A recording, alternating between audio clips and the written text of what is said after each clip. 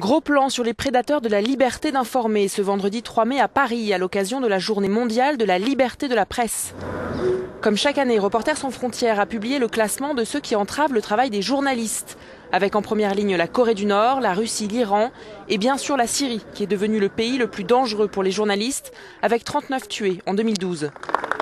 Le directeur général de l'ONG, Christophe Deloire, dénonce des hypocrisies. On s'aperçoit que même des pays qui vantent la liberté de la presse, lorsqu'il s'agit de leurs alliés, s'abstiennent de toute dénonciation.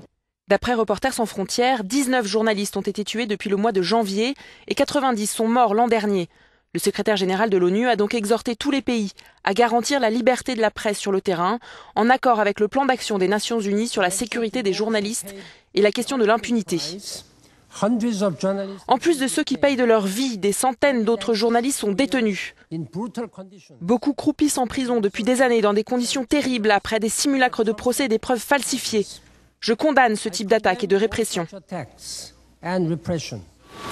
Et si RSF a ajouté 5 noms à sa liste de prédateurs de la liberté de l'information, 2013 apporte tout de même son lot de bonnes nouvelles. En Birmanie, de nombreux journaux privés ont pu être à nouveau publiés après 50 ans de censure et de monopole d'État.